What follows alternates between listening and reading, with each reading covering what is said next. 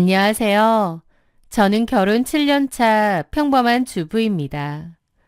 요즘은 많이 줄어들었다지만 그래도 아직 많은 며느리들이 고부 갈등 때문에 힘들어 하는데요. 저는 사정이 조금 다릅니다. 왜냐면 저는 어머님하고 사이도 너무 좋아서 정말 가깝게 잘 지내거든요. 어쩔 때는 친정엄마나 큰이모처럼 의지가 되기도 해서 이것저것 속 시원히 털어놓거나 고민 상담을 할 때도 많죠. 저한테는 저희 시어머니가 일종의 비빌 언덕이 되기도 했고요. 제가 시어머니랑 이렇게 지낸다는 걸 알면 주변에서 다들 놀라더라고요. 저희 어머님은 평생을 보험 영업 일을 하셨다가 5년 전에 그만두고 집에 계세요. 더 이상 보험 영업은 안 하시지만 하실 때는 정말 왕성하게 일을 하셨다더군요. 과거에 아버님이 사업으로 큰 돈을 말아먹고 몇 년 동안 집에만 있으신 적이 있대요. 원래도 생활비는 최저로만 주고 본인한테만 잘 쓰는 분이셨다는데 그만큼 생활비마저 더 이상 없었던 거죠. 그때 어머님이 생계를 위해 두 팔 걷어붙이고 일을 하셨다는데 보험 영업일로 보험왕도 되시고 꽤나 잘 나가셨다고 하더라고요. 영업일을 한 번도 해본 적이 없으셨는데 가족들 먹여 살리려고 보험 관련 서류가 잔뜩 든 무거운 가방을 메고 동네방네를 누비셨다고 했습니다. 어머님도 그때를 다시 회상하면 참 억척스럽고 악착같이 일을 했다고 하시더라고요.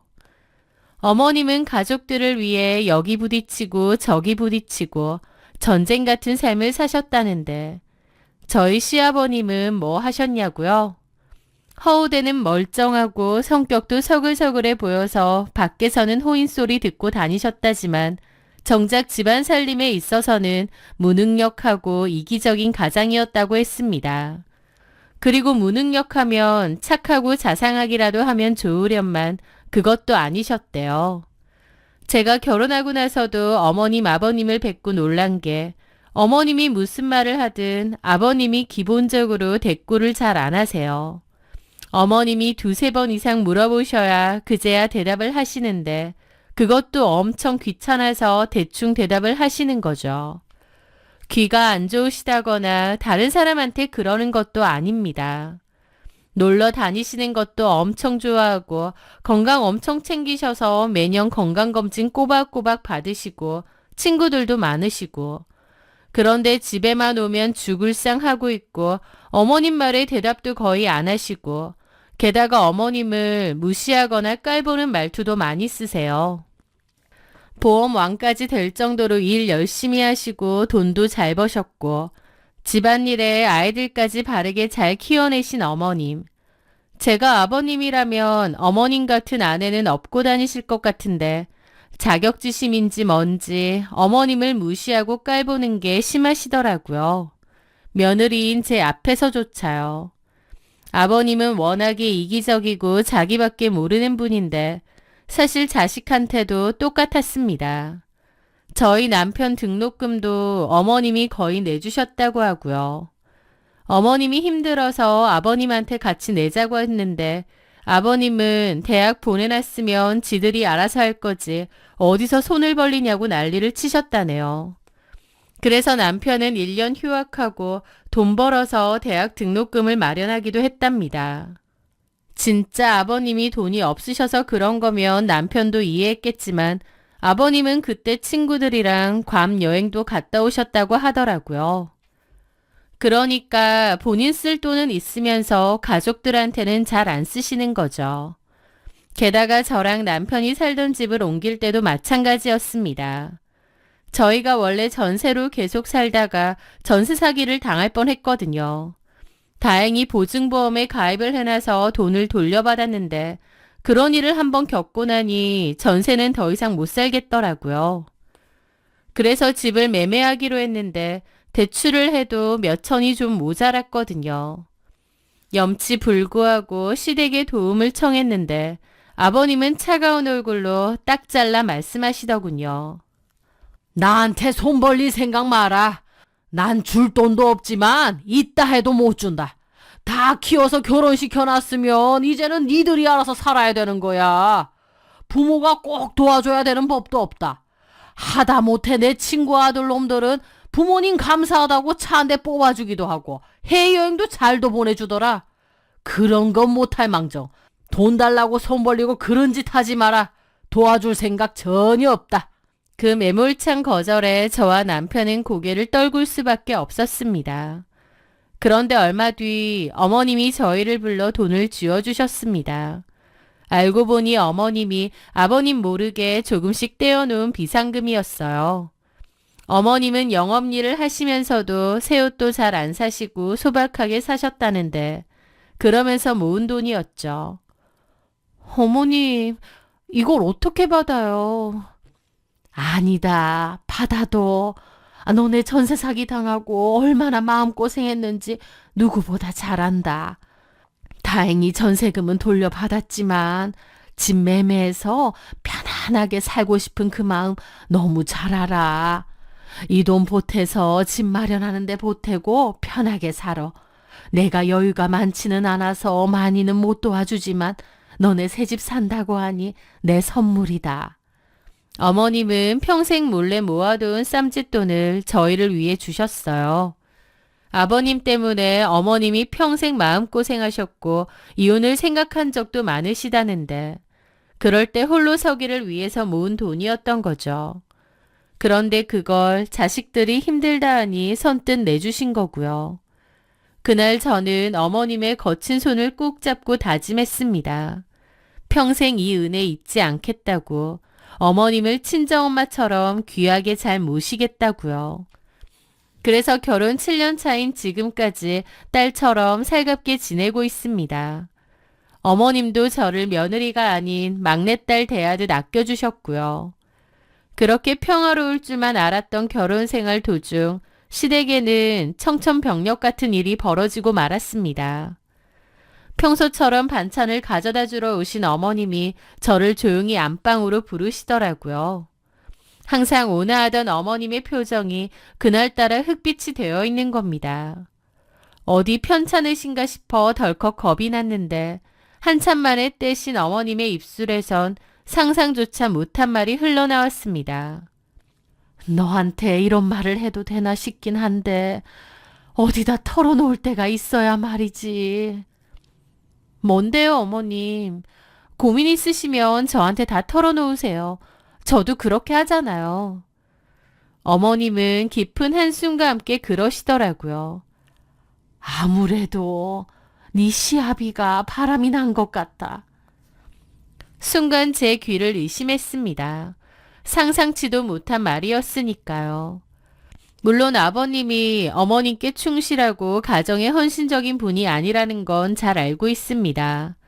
제가 7년간 지켜봐도 아버님은 밖으로만 돌고 집에 잘 있지도 않으시고 어머님을 무시하고 그러셨으니까요. 그렇긴 해도 이런 얘기를 듣게 될 거라곤 상상도 못했습니다. 그걸 어떻게 아신 거냐고, 상대가 누구인지 아시냐고 조심스레 엽주니 어머님은 치를 떠시며 기가 막힌 대답을 내놓으셨습니다. 내가 정말 동네 창피해서 네 시합이 제일 친한 친구 김 사장 알지? 그 김 사장 처랑 바람이 났더구나. 저도 어떤 분인지 알기에 깜짝 놀랐습니다. 철물점 하신다는 김 사장님이요? 그 아내분이라면 동네에서 화장품 가게 하신다고 했잖아요. 박 여사님이라고 했나? 어머님이 고개를 끄덕이시더라고요. 저는 너무 놀라 입이 다물어지지 않았습니다. 워낙 시부모님과 친한 분들이라 저도 잘 알고 있어요. 얼굴도 여러 번 뵀고요. 세상에 등잔 밑이 어둡다더니 어떻게 가족끼리 다 알고 지내는 그것도 가장 친한 친구의 아내와 그럴 수가 있나요? 이건 막장 드라마에서도 보기 힘든 일이었죠. 어머님이 두 사람의 관계를 알게 된 계기는 듣는 저마저 수치스러울 정도로 비참했습니다. 얼마 전 아버님은 여러 친구들과 함께 바닷가 횟집으로 부부 동반 여행을 가셨다고 했습니다. 그런 식으로 종종 놀러 가셨거든요. 술자리가 무르익을 무렵 어머님이 속이 좀 답답해서 바람을 쐬러 식당 뒤편으로 나가셨대요. 그 횟집 화장실이 건물 뒤편 어두운 곳에 있었는데 그쪽에서 이상한 인기척과 함께 낯뜨거운 소리가 들리더랍니다.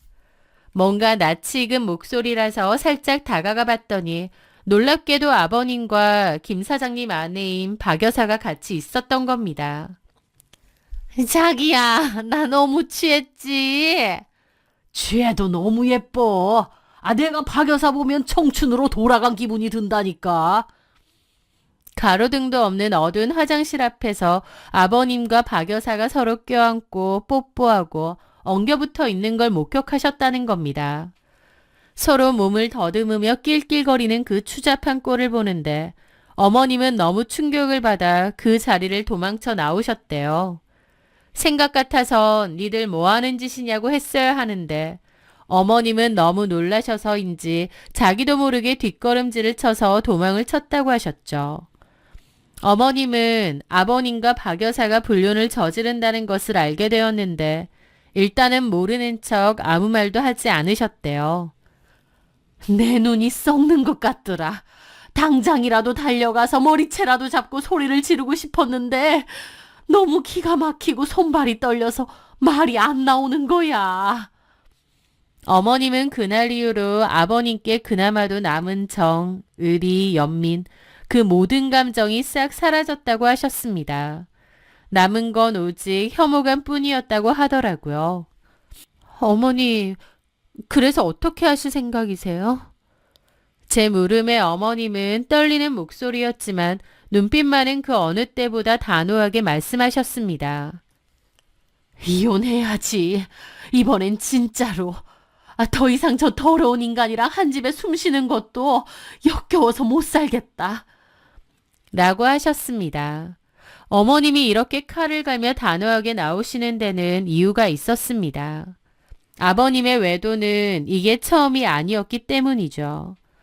어머님이 모르시는 외도가 또 있을지는 모르지만 어쨌든 어머님이 아는 외도는 제 남편이 군대 갔을 때였다고 하더라고요. 그냥 밖에서 여자 만나는 수준이 아니라 아예 살림을 차렸다고 했습니다. 그러다가 아버님은 나중에 돌아와서 잘못했다고 숙이고 들어오셨다는데 어머님은 당장이라도 이혼 도장을 찍으려 하셨지만 군대 가 있는 아들이 너무 큰 충격을 받을까봐 그냥 참으셨다고 하더라고요. 내가 그때 참고 받아준 게 천추의 한이다. 그때는 그게 자식을 위하는 건 줄 알았어. 근데 이제 아들도 장가가서 잘 살고 있고 나도 늙었는데 더 이상 저 인간 수발 들며 내 속 곪으며 살기 싫다. 남은 인생 낭비하기 싫어. 그럴 가치도 없고 이참에 그냥 깨끗하게 갈라서련다. 시골 가서 우리 언니랑 지내면서 조용히 살고 싶어. 시 이모님이 시골에서 혼자 지내셨거든요. 어머님은 그냥 아버님과 정리하시고 거기 내려가서 살고 싶으시다고 이미 마음까지 정하셨더라고요. 어머님 말씀을 듣고 보니 아버님과 박 여사의 불륜 현장을 목격했을 때 왜 바로 덮치지 않았는지 좀 이해가 되기도 했습니다. 어머님 딴에는 딱 한 번의 기회를 아버님께 드린 건데 아버님이 또 바람을 피웠다 보니 어머님 마음에서부터 이미 끝낼 결심이 드셨던 것 같아요. 그랬기에 굳이 큰 소리 내고 싸우고 난리치고 싶지 않으셨던 것 같기도 했습니다. 어머님 성정 자체가 워낙에 큰 소리 내고 난리치는 걸 싫어하시기도 하고요. 어머님은 정말 힘들게 하지만 후련하게 저한테 속마음을 털어놓으셨습니다. 그동안 어머님이 참 마음고생이 심하셨겠구나 안타깝더라고요. 하지만 동시에 어머님의 선택을 응원하고 도와드려야겠다고 다짐했습니다. 문제는 증거였습니다. 목격은 하셨지만 모른 척을 해버렸기에 물증이 없었던 거예요. 그래서 제가 어머님께 도와드리겠다고 했습니다. 어머님, 걱정 마세요. 제가 어머님 도와드릴게요. 고맙다. 고마워. 저는 그 길로 성능 좋은 초소형 녹음기를 하나 장만했습니다. 그리고 몰래 아버님 차키를 들고 나가 운전석 시트 및 깊숙한 곳에 녹음기를 붙여두었습니다. 들킬까봐 심장이 터질 것 같았지만 어떻게든 증거를 모아 어머님을 도와드려야겠다는 생각뿐이었어요. 며칠 뒤 아버님이 외출하고 돌아오신 틈을 타 녹음기를 해수했습니다. 그리 어렵지 않게 아버님과 박 여사의 불륜 녹음을 얻어낼 수 있었어요. 자기야, 이번 주말에 우리 어디 갈까? 강원도 쪽으로 갈까? 난 어디든 좋지. 그럼 장 여사 모르게 하고 나와. 지가 알면 어쩔 거야. 신경 쓸 필요 없어. 우리 자기 마누라 꽉 잡고 사네. 하지만 나는 우리 박 여사한테는 더 꽉 잡혀 살지. 하기, 장 여사는 정말 아무것도 모르는 것 같더라. 둔한 거야, 관심이 없는 거야, 뭐야? 아니면 장 여사도 어디 애인이라도 숨겨두고 있는 거 아니야? 아이고, 그 사람은 그를 주제도 못 대네요.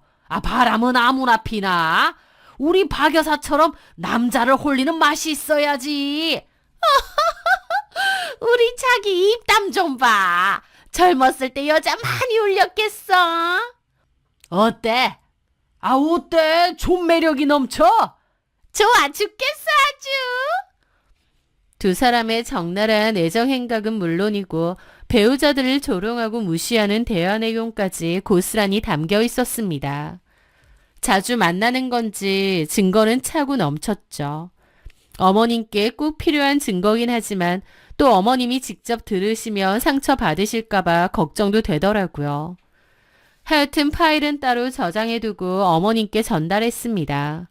어머님도 그 녹음 파일은 다 들으신 것 같더라고요.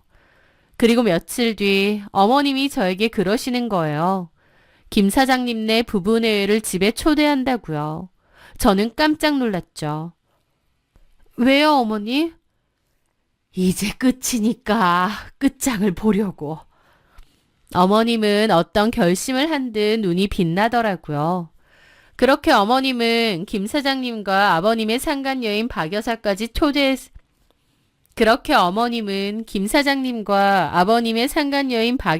초대했습니다. 상간녀는 아무것도 모른 채 꽃무늬 원피스를 차려입고 와서는 여우처럼 웃음을 흘리며 저희 엄마더러 장 여사님 그러더라고요. 어머 장 여사님, 오늘 무슨 날이에요? 상다리가 부러지겠네. 음식 솜씨가 날로 좋아지셔. 아버님도 김 사장님과 양주를 까며 신이 나셨는데 그 와중에 박 여사와 아버님이 간간히 자기들끼리 눈빛을 교환하는 게 보이는 거예요. 자기들 딴엔 어머님과 김 사장님 모르게 하려는 것 같지만 제가 보기엔 노골적이고 다 보였죠. 참 가관이었습니다. 그렇게 저는 어머님을 도와서 국을 퍼고 있는데 주방으로 들어온 박 여사가 저에게도 말을 걸었습니다. 며느리까지 불렀네요.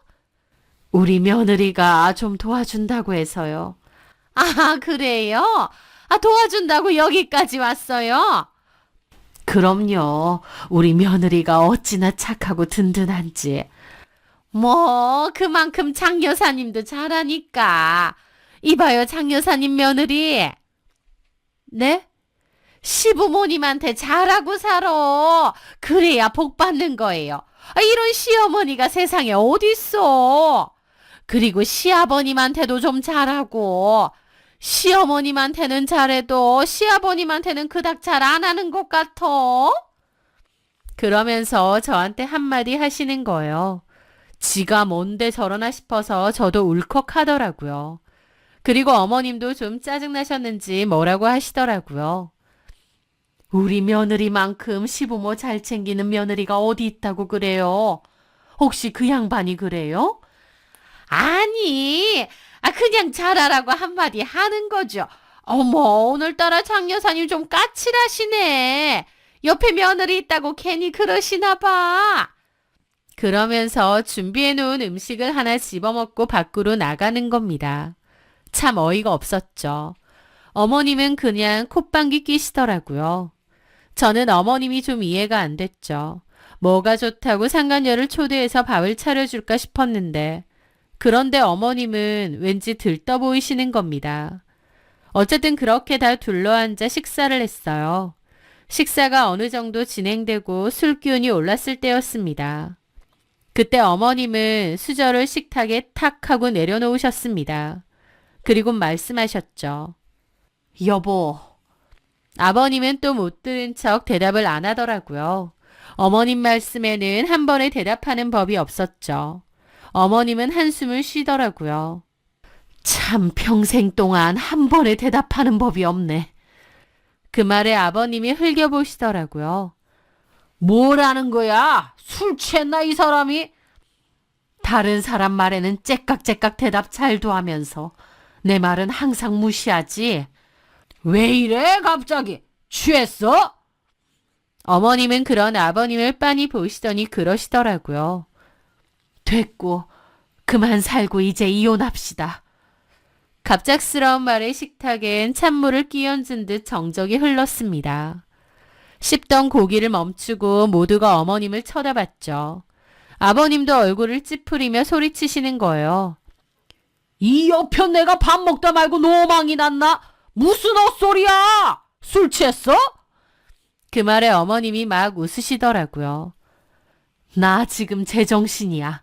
당신이랑 산 평생 중 지금이 제일 제정신이라고.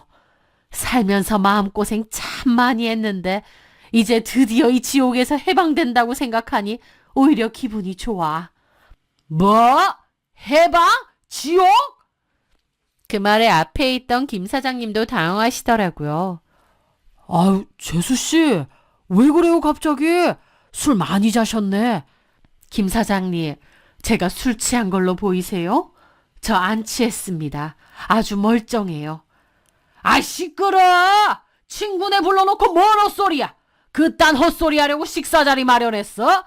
할 말 있으면 둘이 있을 때 하지 웬 헛소리나 하냐고! 아버님이 역정을 내는데 어머님은 여유롭게 말씀하시더라고요. 이혼 얘기하는데 이 사람들을 왜 불렀냐고? 몰라서 물어? 내가 이혼하는 이유에 이 여자도 포함이니까. 어머님은 박 여사를 가리키며 폭탄 발언을 하셨죠. 그 말에 김 사장님은 어리둥절해하고 박 여사는 순식간에 백지장처럼 하얗게 질리더군요. 당황한 아버님이 벌떡 일어나 길길이 날뛰었죠. 야, 너 지금 미쳤어? 어디서 말도 안 되는 소리를 짓거려? 박 여사도 막 파들파들거리며 따지더라고요. 장 여사님, 정말 섭섭해요. 어떻게 저를 그런 파렴치한 사람으로 몰아가세요? 진짜 너무하네요. 적반하장도 유분수지 아버님이나 박 여사나 억울하다며 펄쩍펄쩍 뛰는 거예요. 그 꼴을 보는데 어머님이 처음 그 둘의 불륜을 발각했을 때 현장을 잡지 않은 게 차라리 다행일 것 같더라고요. 왜냐면 만약 그때 어머님이 현장을 잡고 사람들 불러서 뭐라고 했다면 그것들은 오히려 어머님을 몰아가면서 이상한 사람 만들 게 뻔했을 것 같거든요. 정말 억울하다는 듯 펄쩍펄쩍 뛰는데 모르고 보면 정말 그런 일이 없다고 생각할 정도로 아버님이나 박 여사나 연기를 잘하는 겁니다. 박 여사는 심지어 억울하다며 눈물까지 글썽이는 연기를 하고요. 김 사장님도 무슨 오해가 있는 것 아니냐고 하는데 오리발을 내밀 줄 알았다는 듯 어머님이 저를 쳐다보시더라고요. 참 뻔뻔하게도 나오네. 이럴 줄 알고 증거 다 있으니까 직접 들려드릴게요. 저도 어머님과 눈빛을 교환하고 핸드폰을 꺼냈습니다. 그리고 재생 버튼을 눌렀죠. 볼륨은 최대치로 하고요. 우리 자기랑 이렇게 놀러 가니까 너무 좋다. 이리 손 좀 줘봐. 우리 손 잡고 가자. 우리 박 여사는 살결이 어쩜 이렇게 부드러워. 손만 만지면 20대네. 내가 손만 부드러운가? 속살은 더 부드럽지. 내가 더 잘 알지. 우리 박 여사 속살 부드러운 거. 아유, 못 살아. 아버님과 상간녀의 끈적하고 추악한 목소리가 거실을 쩌렁쩌렁 울리며 가득 채웠습니다.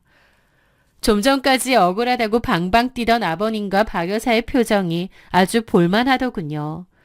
아버님은 제 핸드폰을 바닥으로 집어던져 버렸습니다. 이게 다 뭐 하는 거야? 그러더니 갑자기 저를 노려보시고는 호통을 치시는 겁니다. 너 이게 뭐 하는 짓이냐? 네가 시부모 사이를 갈라놓으려고 작정한 거지 아주. 이 요망한 것이 시부모 사이 갈라놓으면 너한테 무슨 콩고물이라도 떨어질 줄 알아? 하면서 저한테 화풀이를 하시는 겁니다. 그 말에 어머님이 상 위에 있던 국과 밥을 팔로 확 쓸어버리시더라고요. 순식간에 바닥으로 음식과 그릇들이 나동그라지면서 엉망이 됐죠. 내가 부탁했다 내가. 당신이랑 박 여사 인연이랑 바람피는 거 내 눈으로 직접 목격했어 직접. 시어매가 얼마나 불쌍해 보였으면 며느리가 나서서 이런 걸 도와주겠어. 며느리 보기 부끄럽지도 않아. 본인이 부끄러운 짓 하고 다닌 건 생각도 안 하고 어디서 큰 소리야.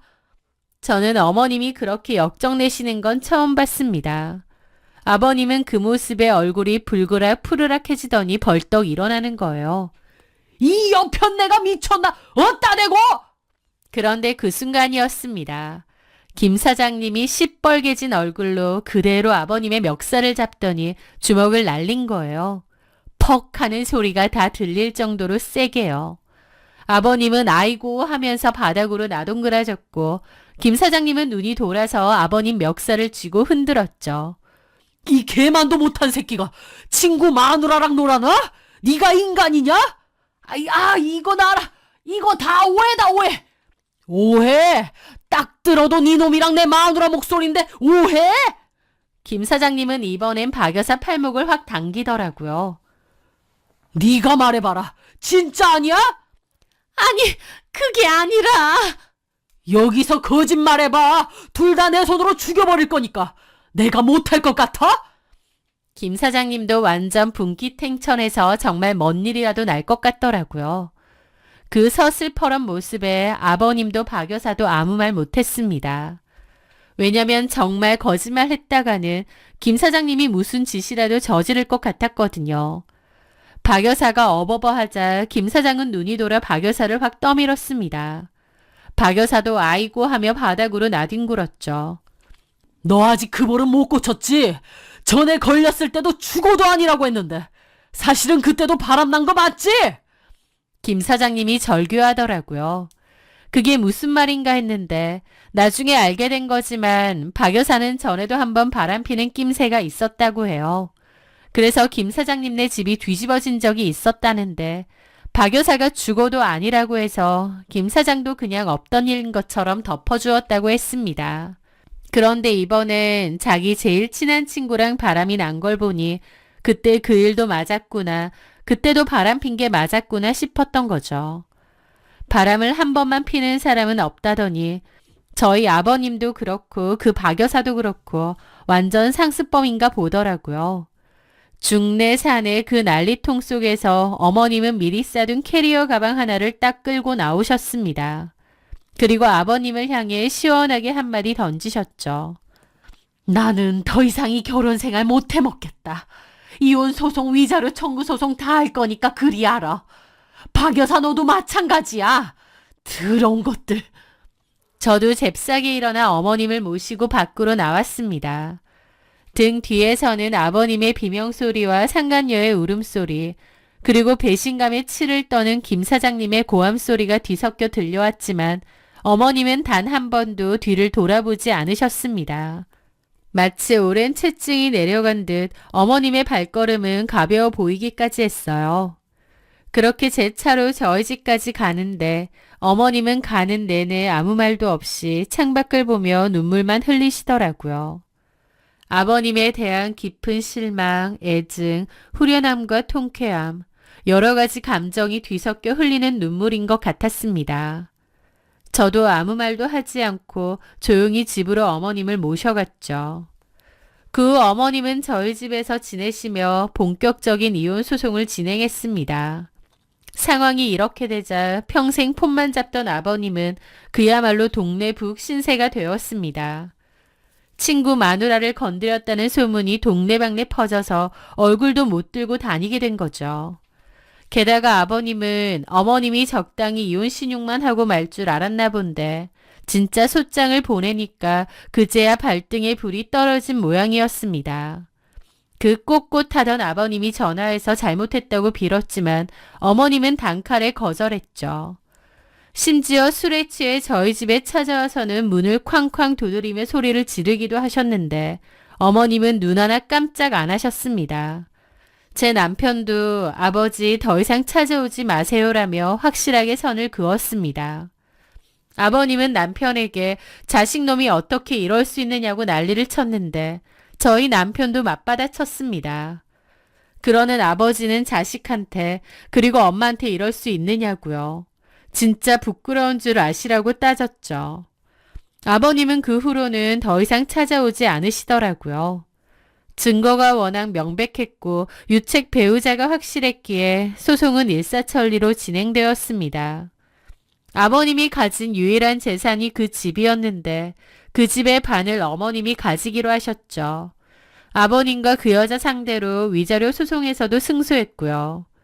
모든 법적 절차가 마무리되고 이혼 확정 판결이 나던 날 어머님은 법원 앞에서 활짝 웃으셨습니다. 어머님에게서 그렇게 환한 미소는 처음 봤을 정도로 밝고 시원해 보이시더라고요. 집으로 돌아온 어머님은 이제 내려갈 거라며 집을 싸시더니 저를 조용히 식탁으로 부르셨습니다. 그리고 품 안에서 두툼한 봉투 하나를 꺼내 제 손에 쥐어주셨습니다. 네가 제일 고생 많았다. 이거 받아라. 봉투를 열어본 저는 깜짝 놀랐습니다. 한눈에 봐도 꽤 큰 금액이 들어있었거든요. 어머니, 이게 뭐예요? 저 이런 돈 못 받아요. 아니다. 받아둬라. 네가 도와줘서 내가 위자료도 다 받아낸 거 아니니. 이건 며느리한테 주는 게 아니라 내 생명의 은인한테 주는 수고비고 딸 같은 너한테 주는 내 마음이다. 어머니, 나 이제 시골 내려가면 돈 쓸 일도 많지 않아. 이건 네가 잘 가지고 있어라. 그동안 네가 고생 참 많았다. 어머님의 그 말씀에 저도 눈물이 흐르더라고요. 돈보다도 저한테 진심으로 고마워하시는 그 모습을 보는데 저도 어머님 소송 옆에서 도우며 고생 꽤나 했지만 그런 힘듦이 눈 녹듯 사라지는 것 같았습니다. 이제 나는 내 인생 살러 가볼란다. 너네는 행복하게 잘 살아라. 나도 그럴라니까. 어머님은 그렇게 짐가방 하나 달랑 들고 떠나셨습니다. 그 모습은 제가 본 그 어떤 모습보다 당당하고 멋져 보였습니다. 그리고 저도 생각했죠. 어머님, 이제는 누구의 아내도 누구의 엄마도 아닌 온전히 어머님 자신으로 행복하게 사세요 라고요. 어머님이 그렇게 시골로 내려가신 지도 벌써 1년이 좀 넘었네요. 텃밭도 직접 일구시고 낮잠도 실컷 주무시고 귀찮으면 라면도 끓여 먹는다고 하시더라고요. 가끔 사진 보내주시는데 너무 편안해 보이세요. 예전에는 아버님 눈치 보느라 늘 주눅들어 있으셨는데 그늘진 얼굴은 온데간데 없고 햇살처럼 맑은 웃음꽃이 활짝 피셨더라고요. 평생 손에 물 한 방울 안 묻히고 사시다가 버림받아서 세상 꾀재재하게 사는 아버님이랑은 천지 차이였습니다. 그 후로 저희 남편을 통해서 몇 번 연락을 하셨지만 남편도 단호하게 선을 그었죠. 가족을 저버리고 쾌락만을 쫓았던 대가를 처절한 외로움으로 돌려받고 계신 게 아닌가 싶네요. 30년 지기 친구의 아내와 바람난 막장 시아버지, 그리고 그 지옥 같은 삶에서 스스로 걸어나와 당당하게 독립하신 우리 어머님. 저는 황혼이혼이 결혼 실패가 아니라 잃어버린 나를 찾는 위대한 독립이 될 수도 있다는 걸 어머님을 통해 배웠습니다. 제2의 인생을 살고 계신 저의 어머님의 앞날을 응원하려 합니다. 긴 사연 들어주셔서 감사합니다.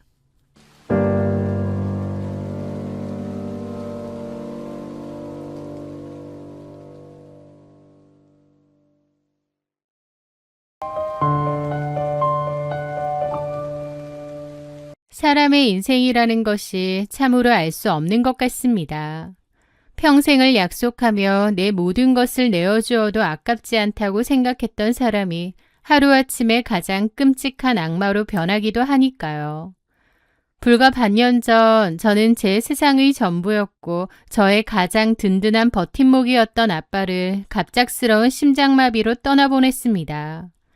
그리고 그 깊은 상실감과 슬픔을 채 추스르기도 전에 평생을 함께하기로 약속했던 예비 신랑과 파혼하는 기막힌 일까지 연이어 겪어야 했죠.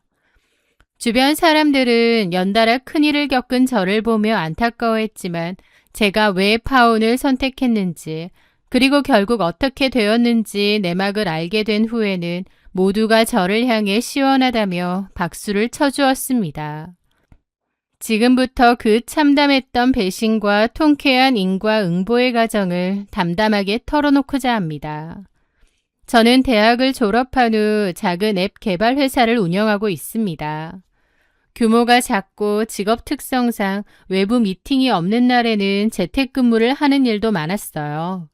또 출근을 하더라도 늘 청바지에 셔츠나 후드티 차림으로 수수하게 하고 다녔죠.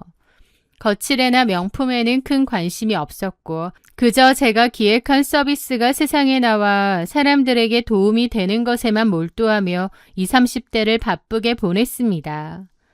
배성우와는 지인이 추천한 작은 독서 모임에서 우연히 처음 만났습니다. 한 중견기업의 마케팅팀에서 일하고 있다던 그는 첫인상부터 참 성실하고 반듯한 사람이었어요. 책에 대한 감상을 나눌 때도 늘 타인을 배려하는 따뜻한 시선이 묻어났고 대화를 나눌수록 가치관이 참 건강한 사람이라는 생각이 들었죠. 우리는 자연스럽게 연락처를 주고받았고 연인으로 발전했습니다. 배성우는 연애를 하는 내내 저에게 한없이 다정하고 배울 것이 많은 사람이었습니다. 특히 그는 일찍 아버지를 여의고 홀어머니 밑에서 외동아들로 자랐다는 사실을 털어놓으며 아버지가 안 계셨기에 나는 가족의 소중함을 누구보다 잘 안다. 나중에 내 가정을 꾸리면 내 아내와 아이에게는 세상에서 가장 든든한 울타리가 되어줄 거다 라고 말하곤 했습니다. 그 어른스럽고 책임감 있는 모습에 저는 깊이 빠져들었죠. 연애한 지 2년쯤 되었을 때 그는 소박하지만 진심이 담긴 반지와 함께 제게 청혼했습니다. 서영아, 내가 가진 건 아직 많이 부족하지만 평생 널 외롭지 않게 지켜줄게. 나랑 결혼해 줄래? 그 진솔한 눈빛과 떨리는 목소리에 저는 눈물을 흘리며 흔쾌히 승낙했습니다. 결혼을 약속한 후 저는 그의 어머니, 즉 예비 시어머니를 정식으로 찾아뵙게 되었습니다. 성우의 어머니는 아들을 혼자 키우시느라 고생한 흔적이 엿보이는 참 알뜰하고 소박한 분 같았죠. 식사를 하던 중 시어머니는 제 손을 꼭 잡으며 조심스럽게 제안을 하나 하셨습니다. 서영아, 우리 형편이 넉넉하지 못해서 남들처럼 번듯한 신혼집을 턱턱 해주지는 못할 것 같아. 요즘 젊은 애들 무리해서 대출받고 이자 갚느라 고생이 많던데 굳이 빚내서 시작하지 말고 좁더라도 지금 내가 살고 있는 빌라에 들어와서 합가에 사는 건 어떠니? 생활비는 내가 아낄 테니 너희는 차곡차곡 돈 모아서 나중에 좋은 집으로 독립하면 좋지 않겠어? 요즘 같은 시대에 며느리에게 합가를 제안하는 것이 쉬운 일은 아니지만 빚 없이 시작하라는 그 마음 씀씀이 자체는 무척 감사하게 느껴졌습니다. 하지만 사실 제게는 굳이 합가를 하거나 무리한 대출을 받을 필요가 없는 경제적 여유가 있었습니다. 저는 정중하지만 단호하게 말씀을 드렸어요. 어머님, 말씀은 감사하지만 신혼집은 저와 성우 오빠가 모아둔 돈으로 작게라도 저희끼리 시작해 보겠습니다. 라고요. 시어머니는 조금 아쉬워하는 듯 했지만 이내 제 뜻을 존중해 주셨죠. 제가 시어머니의 제안을 여유롭게 거절할 수 있었던 이유는 사실 제가 남자친구에게 제 회사의 정확한 매출 규모나 친정의 재력에 대해 단 한 번도 자세히 말한 적이 없었기 때문입니다. 저희 아빠는 평생을 부지런히 일하며 자수성가하신 분이셨는데 제게 늘 신신당부하시던 말씀이 있었어요. 서영아, 사람 속은 끝까지 겪어봐야 아는 법이다. 돈이라는 건 사람의 눈을 멀게 하기도 하니 혼인신고를 하고 진짜 완전한 가족이 되기 전까지는 절대 돈 자랑, 재산 자랑을 해서는 안 된다. 저는 그 가르침에 따라 평소에도 검소하게 생활했고 굳이 결혼 전부터 제 배경을 내세울 이유도 없었던 거죠. 그런데요, 양가 부모님의 허락을 받고 식장 예약까지 순조롭게 마친 상황에서 제 인생을 송두리째 무너뜨리는 거대한 비극이 찾아오고 말았습니다. 평소 지병 하나 없이 건강하시던 아빠가 주말에 등산을 가셨다가 갑작스러운 급성 심장마비로 쓰러지신 것이죠. 병원에 이송되었을 때는 이미 손쓸 수 없는 상태였고 아빠는 제게 마지막 인사 한마디 남기지 못한 채 후련히 세상을 떠나신 거예요. 병원으로부터 연락을 받고 달려갔을 때 차갑게 식어있는 아빠의 시신 앞에서 하늘이 무너지는 듯한 충격에 숨을 쉴 수조차 없었습니다. 어떻게 갑자기 이런 일이 일어날 수 있는지, 바로 어제 저녁에 저와 통화하며 환하게 웃으시던 아빠가 왜 하루아침에 이렇게 되신 건지 도무지 받아들일 수가 없었죠. 저는 며칠을 시금전폐하고 실신하다시피 하며 장례를 겨우 치렀습니다. 제가 슬픔에 넋을 잃고 쓰러져 있는 동안 남자친구와 예비 시어머니는 상주인 제 곁을 든든하게 지켜주셨어요. 남친은 검은 상복을 입고 장례식장 입구에서 제 친척들과 지인들 그리고 아빠의 조문객들을 살뜰히 맞이해 주었습니다.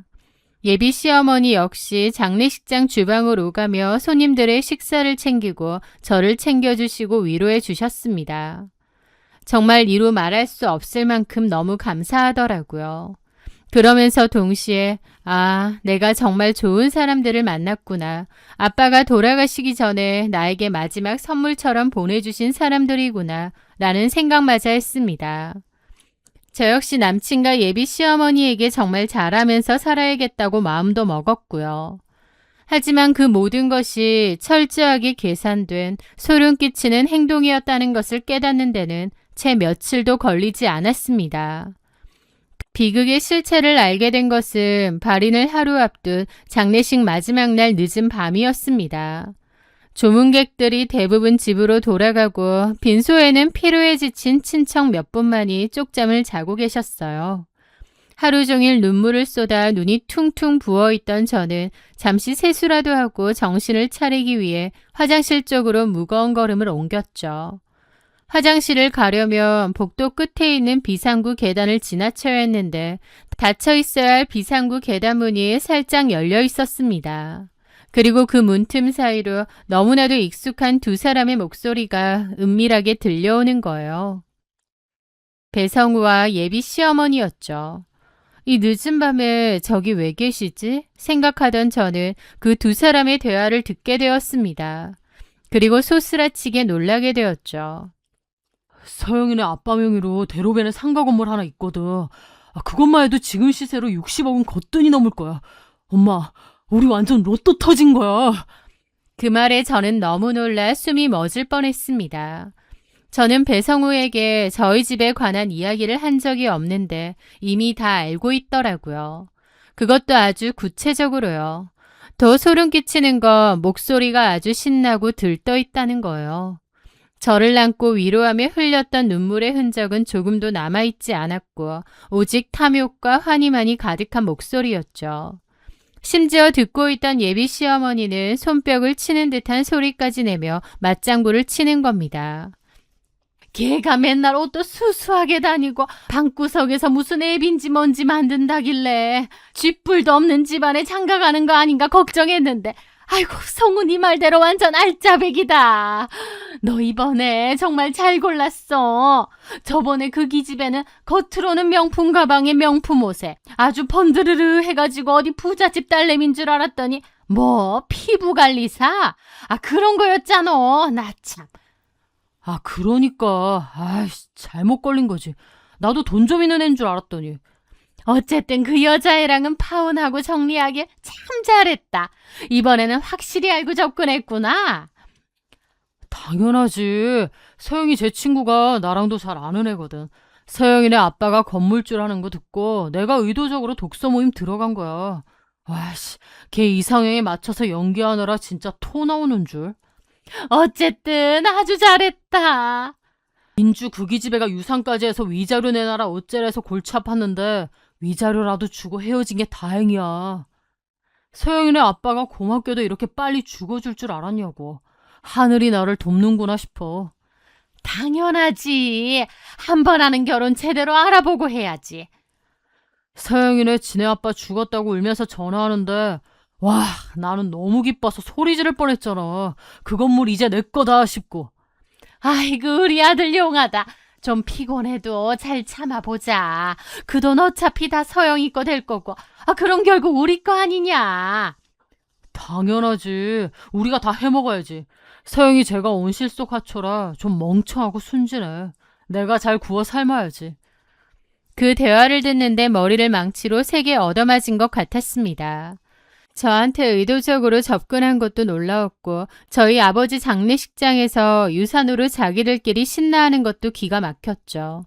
게다가 위자료까지 물어주면서 파혼한 전 여친이라뇨.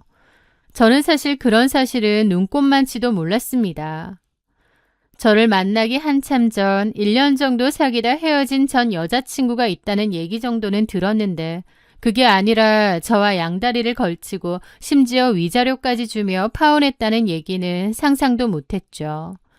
하지만 저를 더욱 미치게 만든 것은 저희 아버지가 돌아가신 게 저들에게는 너무 행복한 일이라는 거였습니다. 서영이네 아빠가 이렇게 돌아가셔서 진짜 다행이지 뭐야. 안 그랬으면 나중에 노인네가 엄청 깐깐하게 굴고 골치 아팠을걸? 그러니까 지금 아빠 죽어서 멘탈 완전히 나갔을 때 옆에서 지극정성으로 위로하는 척하면서 잘 구슬려야지. 일단 건물담보로 대출 좀 받아서 내 개인 사업하는 거 도와달라고 던져보려고. 차도 한 대 뽑고. 일단 그 전에 혼인신고부터 서두르자고 해봐야겠다. 그래, 잘 생각했다. 너 전부터 그 사업 해보고 싶어 했잖아. 엄마도 이참에 좀 고급 아파트로 이사 가보자. 그럼 엄마도 계약해.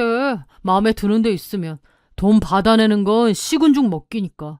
진짜 축제다 축제. 그지 엄마? 태어나서 그렇게 온몸에 피가 차갑게 식고 사지가 부들부들 떨리는 경험은 처음이었습니다.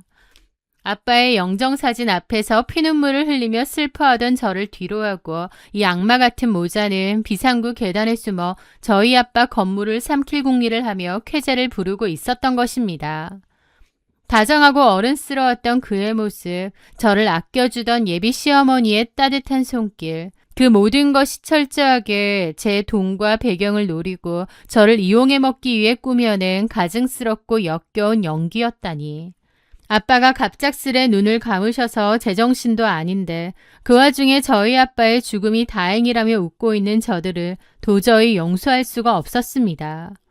당장이라도 비상구 문을 발로 박차고 들어가 실실 웃고 있는 두 인간의 뺨을 있는 힘껏 후려치고 머리채를 다 뜯어버리고 싶었고 저희 아빠 장례식장에서 쫓아내고 싶었습니다. 하지만 저는 어둠 속에서 피가 날 정도로 입술을 꽉 깨물며 끓어오르는 분노를 참아냈습니다. 저 쓰레기들 때문에 아빠를 보내드리는 장례식장을 난장판으로 만들고 싶지 않았어요. 무엇보다 저렇게 얄팍하고 사악한 짐승들에게는 단순히 뺨 한 대 때리고 쫓아내는 가벼운 복수로는 부족했습니다. 아빠가 평생 피땀 흘려 이룩한 재산과 제 인생을 노린 저 역겨운 사기꾼들에게 비참한 지옥을 선물해주고 싶었거든요.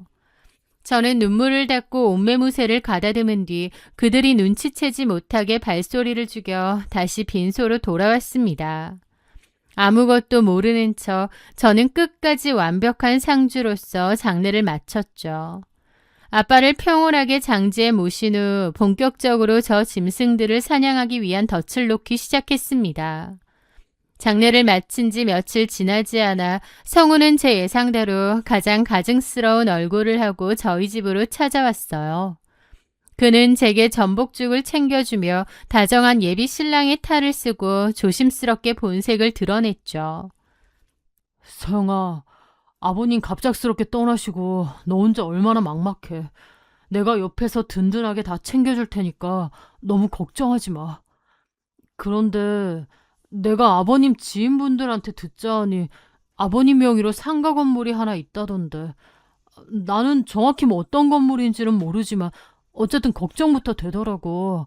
너 혼자서 건물을 관리하고 세입자들 상대해야 될 텐데 괜찮을까 싶고 아무래도 젊은 여자보다는 남자인 내가 상대하는 게 좀 더 수월하지 않겠어? 배성우는 제 손을 꼭 잡으며 애틋한 눈빛으로 말을 이어갔습니다. 그래서 말인데 내가 생각을 좀 해봤는데 내가 다니는 회사를 그만두고 개인 사업체 차리면서 그 건물 관리까지 도맡아 하면 어떨까 해. 서영이 너는 건물 담보로 사업 자금만 좀 도와주면 괜찮을 것 같은데 나는 그저 서영이 너 걱정돼서. 저는 속으로 구역질이 올라오는 것을 간신히 참았습니다. 장례식장 비상구에서 들었던 그들의 계획이 토시 하나 틀리지 않고 그대로 제 귀에 들려오고 있었으니까요.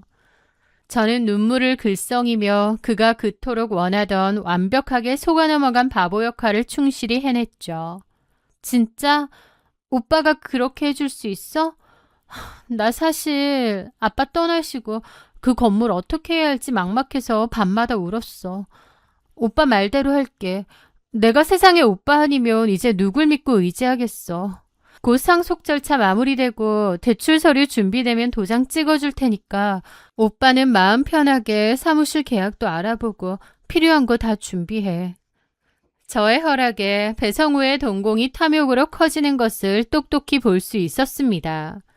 그는 새어나오는 기쁨을 주체하지 못하면서도 제 앞에선 또 표정 관리를 하려고 하니 기괴한 표정이 되더라고요. 그래, 고마워 자기야. 나도 정말 열심히 해서 아버님 대신 자기 꼭 지켜주고 싶어서 그래. 아버님한테 누가 되지 않게 내가 열심히 해야겠다. 저는 그가 저를 완전히 신뢰하고 방심하여 자신의 모든 것을 걸도록 대출 서류에 도장을 찍어주기로 한 날짜를 한 달 뒤로 넉넉하게 미뤄두었습니다. 그리고 그 한 달 동안 건물주가 될 거라 믿어 의심치 않았던 배성우와 배성우의 엄마는 브레이크가 고장난 기관차처럼 미쳐 날뛰기 시작했죠. 배성우는 가장 먼저 멀쩡히 다니던 중견기업 마케팅팀에 사표를 집어 던졌습니다. 그리고 도심가의 최고급 프라이빗 오피스를 알아보고는 계약까지 덜컥 맺었죠. 대출이 나오면 바로 잔금을 치르겠다며 자신의 이름으로 가계약금까지 걸었고요. 그것뿐만이 아니었습니다. 평소 외제차 노래를 부르던 그는 1억이 훌쩍 넘는 포르쉐 차량까지 자신의 신용을 담보로 덜컥 계약해버렸습니다. 배성우의 엄마 역시 질세라 탐욕의 끝을 보여주었습니다. 제가 합가를 거절했던 그 오래된 빌라를 급하게 부동산에 내놓아 전세금을 전부 빼버렸고 주상복합 아파트에 들어가겠다며 고금리의 대출까지 신청했죠.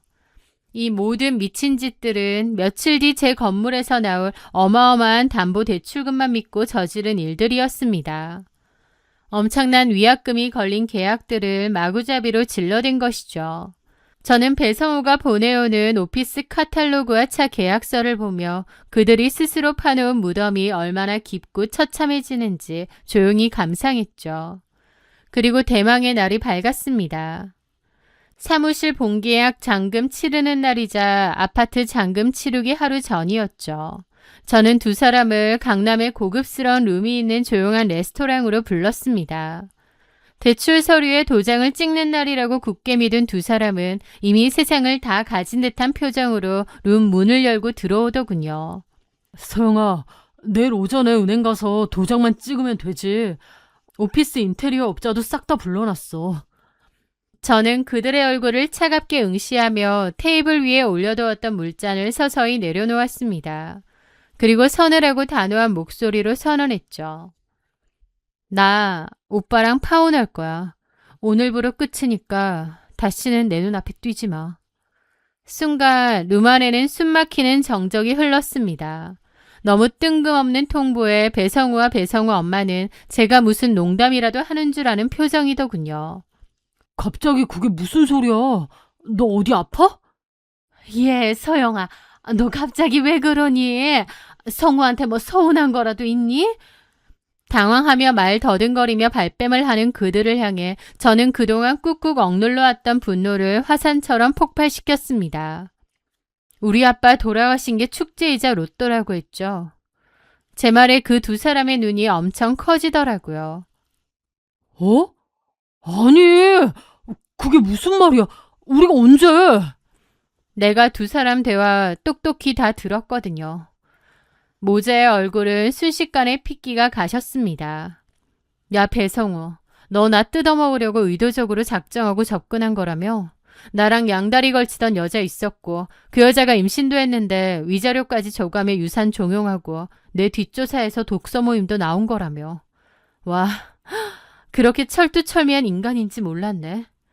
아빠 갑자기 돌아가시고 피눈물 흘리던 내 뒤에서 우리 아빠 일찍 죽어서 재산 뺏기 편해졌다며 웃어댔지. 당신들이 사람이야? 그러면서 나랑 결혼까지 하려고 했어? 어림도 없지. 제가 쏘아붙이자 모든 진실을 들켰다는 사실을 깨달은 배성우는 제 발밑에 무릎을 꿇었습니다. 사태의 심각성을 그제야 깨달은 것입니다. 서영아, 내가 미쳤었나 봐. 진심은 아니었어. 한 번만 봐줘. 나 너랑 파혼하면 어떻게 되는지 알잖아. 너 내일 대출 도장 안 찍어주면 우리 당장 길거리에 나앉아서 죽어. 체면이고 뭐고 다 내던진 채 제 바지가랑이를 부여잡고 오열하는 배성우의 모습은 그야말로 처참했습니다. 배성우의 엄마 역시 넋이나가 있더라고요. 그러나 제 마음은 얼음장처럼 차갑게 얼어붙어 있었습니다. 저는 코웃음을 치며 마지막 쐐기를 박았죠. 사람 끝까지 바보 멍충이로 알아보네. 당신들 본심 내가 다 알았다는데 울고불고 매달린다고 달라질 게 있을 줄 알아? 우리는 끝이야. 당신들이 벌인 일은 알아서 해. 야, 너 이러면 안 돼. 네가 그렇게 하라고 했잖아. 그의 목소리는 이제 애원이 아니라 악에 바친 발악으로 변해 있었습니다. 도저히 감당할 수 없는 빚더미에 깔리게 생겼으니 억눌러왔던 본성이 기어코 튀어나온 것이었죠. 네가 사무실 알아보라고 했고 대출 서류에 도장 찍어준다고 했잖아. 사람 가지고 노니까 재밌냐? 누구 맘대로 끝내자는 거야? 배성우는 눈에 핏발을 세우며 자리에서 박차고 일어났습니다. 그리고는 테이블 너머로 손을 뻗어 제 멱살을 거칠게 틀어지는 거예요. 옆에 있던 배성우의 엄마도 따지더라고요. 그래 이 몹쓸려나. 네가 어떻게 우리한테 이럴 수가 있어? 배성우는 완전히 이성을 잃고 쥐고 있던 제 멱살을 확 밀치더니 제 뺨을 때리려고 손을 높이 치켜들었습니다. 하지만 저는 눈 하나 깜짝하지 않고 피하지도 않은 채 차갑게 그를 노려보았습니다. 때려봐. 어디 쳐보라고. 제가 기죽지 않자 그는 더욱 분노하여 제 뺨을 세게 후려쳤고 저는 그 충격으로 바닥에 넘어지며 테이블 모서리에 어깨를 부딪혔습니다. 우당탕하는 큰 소리와 함께 테이블 위의 컵과 접시들이 바닥으로 떨어져 요란하게 깨졌죠. 그는 넘어진 저를 내려다보며 너 오늘 진짜 죽어봐라며 씩씩거렸습니다. 하지만 저는 바닥에 쓰러진 채로 입가에 묻은 피를 닦아내며 웃음을 터뜨렸습니다. 사실 저는 이 상황을 미리 다 예상하고 있었습니다. 그가 막다른 골목에 몰리면 본성을 드러내고 폭력을 쓸 수도 있다는 것을 염두에 두고 레스토랑 예약 당시부터 매니저님께 방 안에서 큰 소리가 나거나 물건 깨지는 소리가 나면 묻지 말고 즉시 경찰에 신고한 뒤 들어와 달라고 단단히 부탁을 해둔 상태였거든요. 게다가 제 가방 안에는 이 방에 들어올 때부터 켜둔 녹음기도 들어있었습니다. 비상구 계단 이야기를 꺼냈을 때 당황하며 자신들의 목적을 실토하던 목소리부터 저를 향한 폭언과 뺨을 때리는 둔탁한 마찰음까지 전부 선명하게 담아내고 있었죠. 곧바로 룸 문이 벌컥 열리며 레스토랑 직원들이 뛰어 들어왔고 흥분한 배성우를 제게서 떼어냈습니다. 얼마 지나지 않아 경찰들이 당도했죠. 경찰이 들어오자 배성우와 그의 엄마는 당황하며 태도를 180도 돌변했습니다. 아니에요, 경찰관님. 연인끼리 결혼 문제로 좀 다투다가 저 친구가 실수로 넘어진 겁니다. 폭행이라니요. 절대 오해입니다. 하지만 저는 가방에서 녹음기를 꺼내어 내밀었습니다. 이 사람이 방금 제게 한 욕설과 폭행, 그리고 제 재산을 노리고 접근했다는 자백이 여기 다 녹음되어 있습니다. 저는 방금 전 이 사람과 파혼을 선언했고 이 양심을 품은 이 남자가 저를 무자비하게 폭행했습니다. 합의는 없으니 강력하게 처벌해 주세요. 녹음기라는 명백한 증거 앞에 자신이 무슨 짓을 저질렀는지 완벽하게 깨달은 배성우는 얼굴이 하얗게 질려 그 자리에 털썩 주저앉았습니다. 예비 시어머니는 경찰의 바짓가랑이에 매달리며 우리 귀한 아들 전과자 만들면 안 된다고 울부짖었지만 배성우는 이미 경찰서로 연행되고 있었죠. 저는 곧바로 병원으로 가서 상해 진단서를 끊고 배성우를 상해 및 협박 혐의로 정식 고소했습니다. 그렇게 배성우가 경찰 조사를 받는 동안 밖에서 수습해야 할 모든 계약들의 골든타임을 완벽하게 놓치고 말았죠. 그렇게 계약은 파기되고 그가 물어야 할 위약금은 엄청나게 불어났습니다. 예비 시어머니 역시 계약금을 고스란히 날려버렸죠. 두 모자는 빚더미를 떠안게 되었는데 누굴 원망하겠나요? 본인들의 어리석음과 탐욕 때문인 것을요. 이 모든 폭풍이 지나간 후 저는 아빠가 잠들어 계신 납골당을 찾았습니다. 만약 아빠가 장례식장에서 그들의 악랄한 본성을 제 귀로 듣게 하지 않으셨다면 저는 평생 그 사기꾼 모자에게 속아 제 모든 것을 빼앗기고 비참한 삶을 살았을 것입니다. 아빠가 하늘에서도 마지막까지 저를 지켜주셨다는 생각에 저는 한참을 소리 없이 울었습니다. 아빠, 고마워요. 이제 울지 않고 아빠 목까지 당당하고 씩씩하게 잘 살게요. 저는 다시 평온한 제 일상으로 돌아와 잘 지내고 있습니다. 사람에게 받은 상처가 워낙 컸기에 당장 누군가를 새로 만날 마음의 여유는 없지만 언젠가 제 상처를 온전히 덮어줄 진실되고 따뜻한 사람을 만날 수 있을 거라 믿습니다. 세상에는 조건 없이 진심을 나눌 수 있는 좋은 사람들도 분명히 존재할 테니까요. 제 길고도 파란만장했던 파혼기와 복수극을 끝까지 들어주셔서 감사합니다.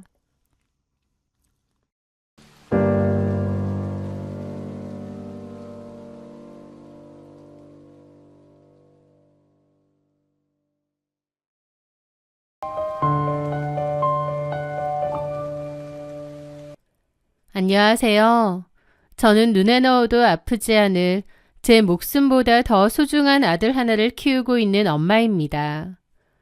나이가 들었다고 어른이 되는 게 아니듯이 아이를 낳기만 했다고 부모가 되는 건 아닌가 봅니다. 저는 제 전남편을 통해 인간이 어디까지 바닥을 보일 수 있는지, 그리고 그 끝은 얼마나 비참한지 몸소 겪었거든요. 지금부터 그 이야기를 해보려 합니다. 제 아이와의 만남은 시작부터 눈물이었습니다. 뱃속에서 10달을 품어 세상 밖으로 나온 순간 우렁찬 울음소리 대신 의료진의 다급한 목소리가 먼저 들려왔거든요. 아기 호흡이 불안정해서 인큐베이터로 옮겨야 한다고 하더라고요. 저희 아이는 선천적으로 심장 기형이 좀 있었습니다. 제왕절개 수술 후 눈을 떴는데 남편도 안 보이고 좀 어안이 벙벙하더라고요. 나중에 들어보니 아이가 상태가 안 좋다고 했고 덜컥 겁이 나 얼마나 울었는지 모릅니다.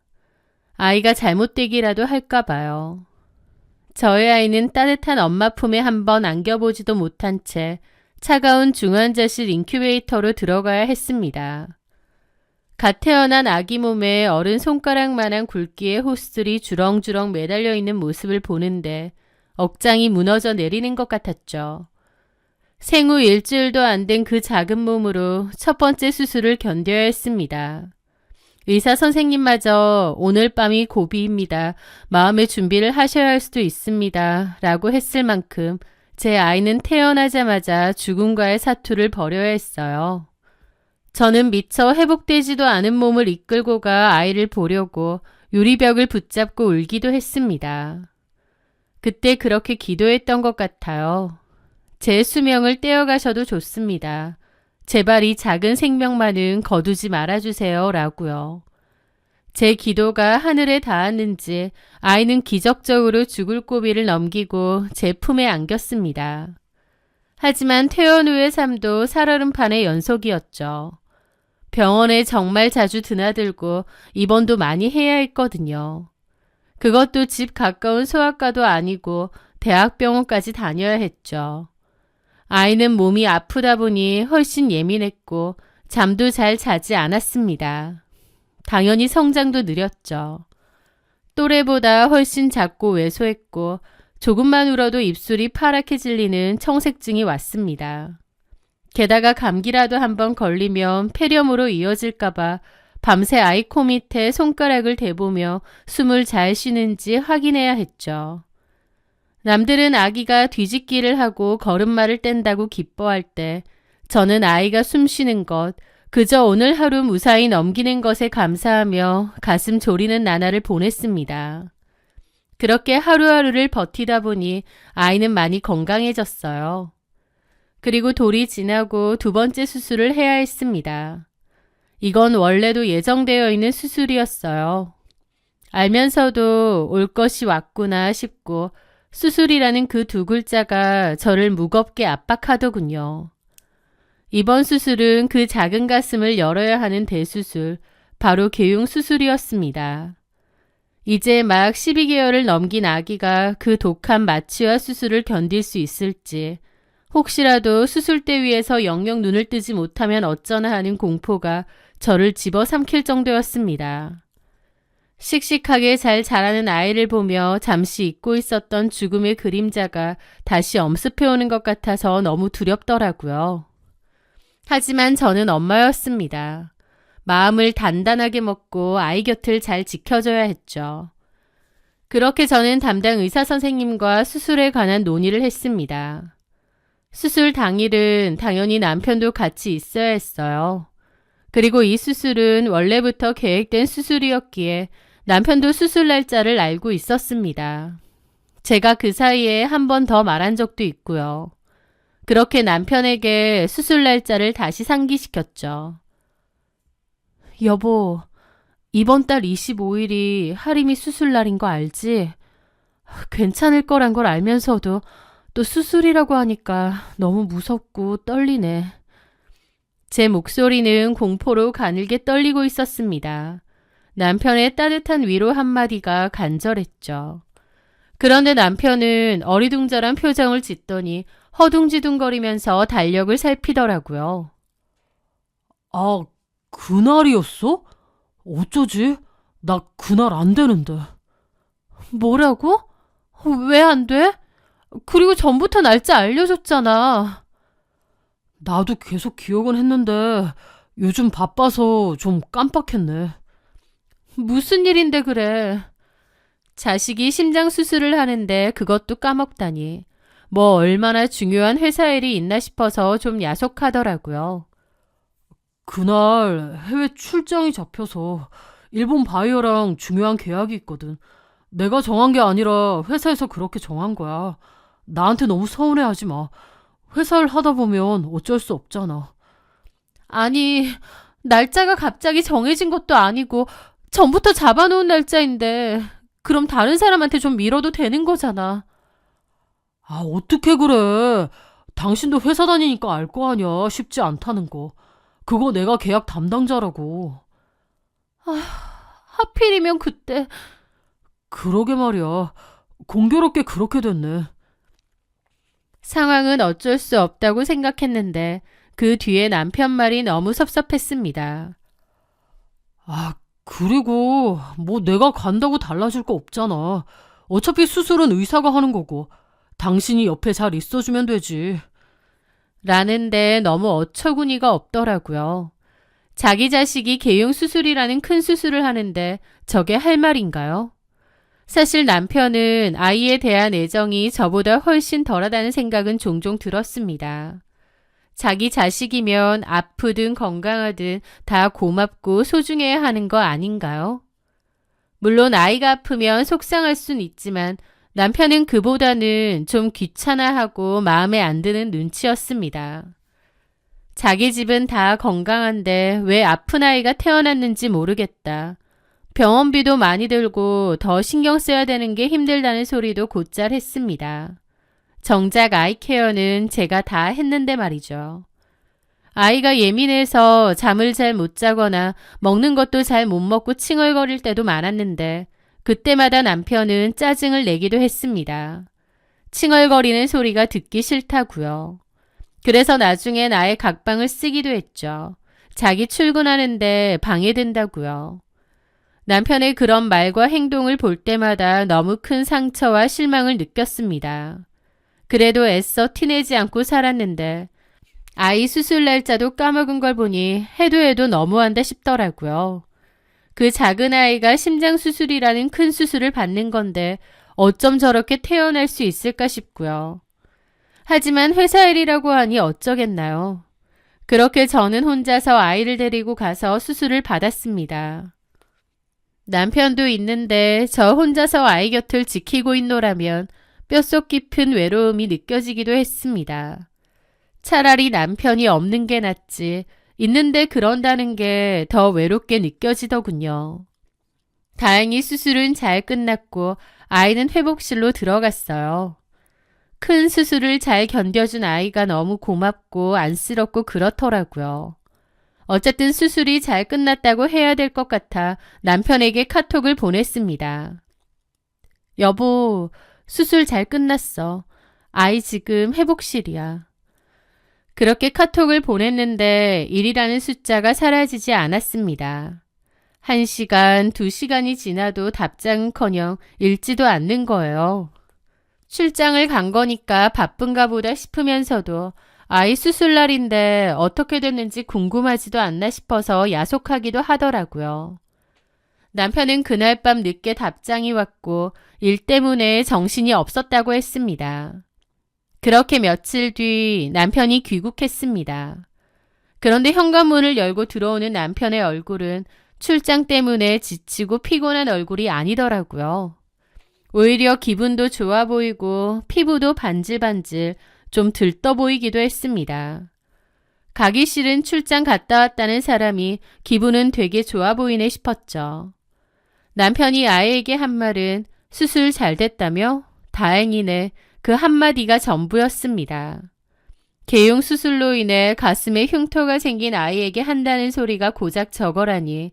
애아빠 맞나요? 기가 막혀 말문이 막혔습니다. 자식한테 저렇게 냉담할 수 있나 싶기도 하고요. 저와 아이에게 무심한 남편의 행동 때문에 저도 결혼 생활에 회의감이 느껴지고 너무 지치기도 했어요. 며칠 후 저는 잠든 남편을 뒤로하고 아이 병원비 정산을 하고 있었습니다. 그런데 남편의 공인인증서가 필요했거든요. 그래서 작은 방에서 남편의 노트북을 켰습니다. 공인인증서는 남편의 노트북에 저장되어 있었거든요. 평소에는 거의 쓸 일이 없었죠. 노트북으로 보험 사이트에 접속하려고 검색창에 검색을 하는데 검색창 자동 완성 기록에 좀 황당한 단어들이 눈에 들어오는 거예요. 교토 료칸 프라이빗 온천, 교토 분위기 좋은 오마카세 예약, 여자 일본 선물. 순간 제 눈을 의심했습니다. 커플 여행? 프라이빗 온천? 출장을 간다는 사람이 이런 걸 왜 검색하겠나요? 손이 부들부들 떨려왔습니다. 검색어가 누가 봐도 출장을 갔다 온 사람의 검색어가 아니었어요. 저는 남편의 서랍, 노트북을 전부 다 샅샅이 뒤지기 시작했습니다. 그리고 어렵지 않게 발견하게 되었습니다. 남편과 어떤 여자의 사진을요. 남편은 원래 사진을 찍는 취미가 있거든요. 카메라도 다양하게 들고 있고 디지털 카메라, 필름 카메라 등등 종류도 다양합니다. 어딜 놀러 가면 그런 카메라를 꼭 챙겨갔고 찍은 사진은 폴더에 저장해 두는 걸로 알고 있습니다. 저랑 결혼 전 연애를 할 때도 곧잘 그렇게 했죠. 그런데 그 사진 폴더 안에 그 여자와 남편이 바로 얼마 전에 찍은 사진이 있더라고요. 일본 여행을 가서 찍은 사진들, 거기서 즐겁게 웃고 있는 남편 얼굴, 머릿속이 하얗게 변했죠. 일본 출장이 아니라 내연녀와 떠난 여행이었던 겁니다. 지 자식은 차가운 수술대 위에서 그렇게 큰 수술을 받고 있는데 애비라는 인간은 거짓말까지 하고 외간 여자랑 일본 여행을 가다니. 그 기막힌 사실에 온몸의 피가 거꾸로 솟구치는 기분마저 들었죠. 이건 사람이 할 짓이 아니었습니다. 짐승도 이런 짓은 안 할 겁니다. 그런데 남편과 여행을 떠났던 그 여자 얼굴을 보는데 뭔가 이상하게 낯이 익더라고요. 코 수술을 한 것 같긴 하지만 그래도 본판이라는 게 있잖아요. 퍼뜩 떠오르진 않지만 얼굴이 낯이 익은 겁니다. 그 여자 사진을 유심히 보다가 이내 누구인지 깨닫게 되었죠. 놀랍게도 제가 아는 사람이었습니다. 제 대학 동창이었던 박민영이었거든요. 박민영과는 대학교 다닐 때 같은 학부이긴 했지만 친하진 않았습니다. 대화도 거의 안 해본 것 같아요. 그래도 얼굴은 아주 잘 알고 있었습니다. 왜냐면 박민영은 우리 학교를 떠들썩하게 했던 그 엄청난 사건의 주인공이었거든요. 학교에선 박민영의 얼굴을 모르는 사람이 별로 없을 정도였죠. 어쨌든 남편의 상간녀는 바로 그 박민영이었던 겁니다. 세상에, 아무리 세상이 좁다지만 어떻게 이럴 수가 있는지. 제 대학 시절 떠들썩한 사건이 있었던 그 박민영이 지금 내 남편과 만나고 있다고? 어처구니가 없고 기가 막히더라고요. 혹시 아닌가 싶어서 여러 번 봤습니다. 왜냐면 대학 졸업한 지 꽤 흘렀고 그 사이에 얼굴이 좀 바뀌기도 했거든요. 성형도 좀 했고요. 하지만 아무리 봐도 그 풍기는 분위기하며 이미지가 분명 걔가 맞는 것 같더라고요. 남편의 외도 사실을 알아챈 후 당장이라도 자고 있는 남편의 목을 조르고 싶을 정도로 분노가 끓어올랐습니다. 하지만 일단 냉정하게 생각을 했어요. 도대체 남편이 박민영과 어떻게 알게 된 건지, 이 둘은 뭐 얼마나 오랜 사이고 진지한 사이인지 전부 다 알아야 했습니다. 그렇게 저는 증거가 될 만한 사진 자료는 따로 다 저장을 해두고 다음날 대학 동기 중 한 명에게 전화를 했습니다. 그 대학 동기는 워낙 소식통이기도 했기에 박민영에 대해서도 잘 알 것 같더라고요. 지영아, 너 혹시 박민영 기억해? 박민영? 아, 그럼 알지. 너 혹시 걔 요즘 어떻게 지내는지도 알아? 알지. 들은 거 있어. 내 친한 친구 중에 영화라고 있지? 걔는 박민영하고 아직도 잘 지내서 얘기 다 해주더라고. 근데 박민영에 대해서는 왜 물어? 너 걔랑 안 친했잖아. 뭔가 좀 확인할 게 있어서. 그렇구나. 그렇구나. 지금 회사 다닌다고 하더라고. 회사? 그 회사 어딘진 모르지. 회사 이름은 정확히 몰라. 근데 그 회사에 어떻게 들어갔는지는 들었잖아. 와, 진짜 걔 여전히 그러고 살더라. 사람 진짜 안 변하나 봐. 나 그 얘기 듣는데 완전 도파민 돌았잖아. 그게 무슨 말이야? 그 회사에 뭘 어떻게 들어갔는데? 친구는 박민영에 관한 기막힌 이야기를 들려주더라고요. 그리고 가만 보니 박민영이 들어갔다는 그 회사가 제 남편이 다니는 회사라는 것을 짐작했습니다. 결국 같은 회사에서 만난 것 같더라고요. 참 이런 우연이, 아니 악연이 다 있구나 싶었죠. 모든 퍼즐이 맞춰지고 상간녀인 박민영에 대해서도 전부 다 알게 되었습니다. 그러고 나니 남편이 너무 우습고 한심하더라고요. 그 후 내내 생각했습니다. 이 결혼 생활을 어떻게 해야 할지요. 아무리 생각해도 결국 결론은 이혼이었습니다. 이혼이라는 게 결코 쉽게 결정할 건 아니지만 자식이 그 큰 수술을 한다는데 내연녀랑 여행 가서 시시덕거리고 놀고 온 남자를 어떻게 계속 믿고 같이 살겠나요? 그래, 이혼밖에 답이 없다. 그렇게 확고하게 이혼을 결심했습니다. 물론 쉬운 일도 아닐 거고 주변의 시선도 있겠죠. 하지만 저는 저와 제 아이의 남은 인생이 더 중요했어요. 그럼 믿을 수 없는 인간과 한가족으로 살며 속 끓이는 것보다 아이와 저 둘이서 사는 게 더 낫겠다 싶었으니까요. 남들 눈 신경 쓴다고 그런 쓰레기 같은 인간을 참아내며 같이 살아야 할 이유는 없었습니다. 저는 그날 남편이 퇴근하고 오기를 기다렸습니다. 그리고 남편이 들어오자 얘기 좀 하자고 했어요. 남편은 피곤하다며 다음에 얘기하자고 하더라고요. 그래서 제가 그랬죠. 뭐가 피곤해? 바람 피고 다니니까 피곤해? 남편은 제 말에 우뚝 서서 보더라고요. 미간을 찌푸리면서 그러는 겁니다. 갑자기 뭔 헛소리 하는 거야? 너 바람 피고 다니잖아. 하림이 수술 때도 그 여자랑 일본 여행 갔고. 제가 그냥 어림짐작이 아니라 뭔가를 정확히 알고 말한다는 것을 안 남편은 그제야 당황스러운 표정이더라고요. 왜? 내가 어떻게 알았는지 궁금해? 나 다 알아. 네가 만나는 그 상대 여자가 어떤 여잔지도 알고. 이름 박민영이지? 같은 회사 다니고. 어떻게... 너 혹시 내 뒤라도 캤냐? 그 말에 눈이 확 돌더라고요. 웃기고 있네. 애 수술하고 간호하느라 정신없는데 내가 그럴 정신이 있겠어? 내가 넌 줄 알아? 자식 새끼를 수술하던지 말던지 바람이나 피우고 다니는 너 같은 인간인 줄 아느냐고. 저는 화가 나서 말하면서 옆에 있던 리모컨을 집어던졌습니다. 저는 어지간하면 화도 거의 안 내고 큰 소리도 안 내지만 그때는 너무 화가 나더라고요. 제가 악을 쓰며 소리치자 남편은 잠시 입을 다물더니 이내 표정을 싹 바꾸더군요. 최소한의 양심이나 죄책감도 없는지 미안해 하기는커녕 오히려 고개를 빳빳이 들고 적반하장으로 나오는 겁니다. 그래, 다 안다니까 그냥 나도 말할게. 그래, 나 그 여자랑 사랑하는 사이야.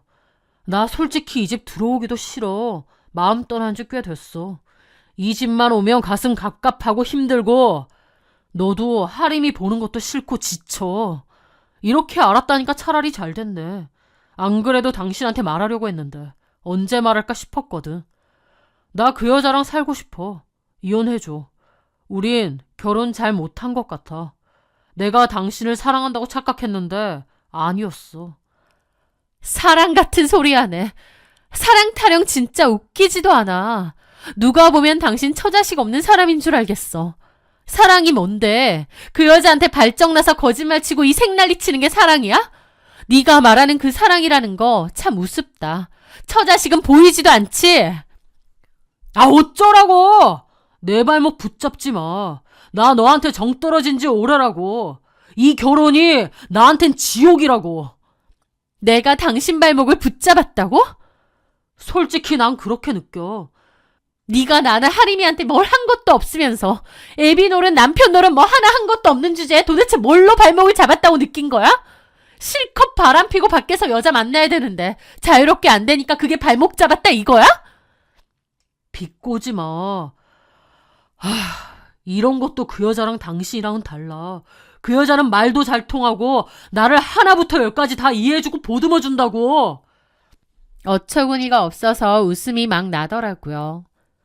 상간녀들은 원래 그러는 거야. 너도 박민영한테 사탕 발리만 하잖아. 내가 진짜 궁금해서 좀 물어볼게. 나는 둘째치고 자식도 아무 상관없어? 거리낌도 없어? 남편은 저를 보더니 고개를 돌리고 그러는 겁니다. 사실 그 여자 임신했어. 가뜩이나 어이가 없는데 진짜 기도 막히고 코도 막히더라고요. 가지가지 한다는 게 이런 걸 두고 하는 말이겠죠. 뭐? 임신? 그래, 내 아이 가졌다고. 난 그 여자랑 살고 싶어. 진짜 사랑하는 건 그 사람이니까. 그러니까 구질구질하게 굴지 말고 이혼해줘. 저는 팔짱을 끼고 남편을 가만히 바라봤습니다. 아무 말도 없이요. 아, 이거 사람 새끼 아니구나. 고쳤을 생각도 없지만 애초에 고쳤을 만한 인간도 아니구나. 그런 생각이 들더라고요. 남편은 제 반응 따위는 안중에도 없다는 듯 방으로 들어가더니 주섬주섬 옷가지를 챙겨 가방에 쑤셔넣기 시작했습니다. 그 꼬라지를 보는데 남편하고 처음 만났을 때가 문득 떠오르더라고요. 남편과 저는 아르바이트에서 만났는데요. 남편이 저에게 한눈에 반했다며 사귀자고 엄청 저돌적으로 굴었습니다. 저는 그게 부담스럽기도 해서 거절을 했는데도 자기는 계속 기다리겠다고 저밖에 없다고 하더군요. 그러면서 부모님 차까지 빌려 집이며 학교 데려다주고 자기 시간 끝나도 제 아르바이트 마감 시간까지 기다렸다가 저 데려다주고 거기에 선물 주고 챙겨주고 정말 제 마음을 얻기 위해 노력하는 겁니다. 그러다가 한 번은 제가 좀 몸이 안 좋았는데 저 병원에 데려다 준다고 본인 시험까지 빼먹었대요. 왜 그랬느냐 뭐라고 했는데 자기한텐 시험보다 제가 더 중요하다고 하더라고요. 자기는 사랑에 빠지면 정말 푹 빠지는 사람이고 간이고 쓸개고 다 빼주는 사람이라는 말과 함께요. 그때 주변에서는 다들 저한테 그러더라고요. 너를 진짜 사랑하는 것 같다고요. 그래서 저도 마음이 좀 달라졌습니다. 내가 뭐라고 이렇게 잘해줄까? 게다가 이렇게 나한테 헌신적인 사람이 또 있을까? 그렇게 마음의 문을 열었고 6년간 사귀다가 결혼까지 하게 되었던 겁니다. 그때 그 시절이 문득 떠오르더라고요. 나는 사랑에 빠지면 간이고 쓸개고 다 빼주는 사람이다 라고 하면서 본인 시험까지 빠지고 저를 데려다 주었던 그때 일도 떠오르고요. 그때는 저를 너무 사랑해서 그런 줄 알았는데 지금 생각해보니 남편은 사랑이라는 감정에 빠진 자신을 더 사랑한 것 같습니다. 게다가 충동적이고 무모한 사람이기도 했고요. 지금 박민영에게 빠진 남편이 딱 그때 그 모습 같더라고요. 박민영한테 푹 빠져서 처자식이고 뭐고 다 필요 없고 그냥 그 여자한테 달려가고 싶어하는 아, 저 인간은 그냥 저런 인간이었구나. 책임감도 계획도 의리도 뭣도 없는 그냥 당장의 감정과 본능만 중요한 철딱선이라고는 없는 인간이었구나. 결혼은 남편이 아니라 저야말로 잘못한 것 같더라고요. 저는 집을 떠나려는 남편에게 그 말을 해주기로 했습니다. 남편이 그토록 푹 빠진 박민영이 어떤 인간인지 밝힐 때가 되었죠. 짐을 싸는 남편을 가만 바라보며 말했습니다. 짐 천천히 싸. 네가 원하는 대로 이혼해 줄 테니까. 그렇게 급할 거 없다고. 제 말에 남편이 저를 보더라고요. 이혼해 준다고? 그래, 이혼해 줄게. 나라고 뭐 이 결혼이 아쉽고 네가 아쉬워서 바짓가랑이라도 붙잡겠니? 아픈 애 놔두고 상간녀랑 여행이나 가는 인간인데 나야말로 네 얼굴도 보기 싫지 않겠어? 제가 뭐라고 하든 남편은 이혼해 준다는 말만 들리는 것 같더라고요. 진짜지? 그런데 나가기 전에 하나만 알고 가. 뭔데? 너랑 바람 피우는 그 여자 내가 어떻게 아는 줄 알아? 내 대학교 동창이야. 남편은 눈이 휘둥그레졌습니다. 그건 몰랐나 보더라고요. 박민영 그리고 그 여자랑 회사에서 만났지.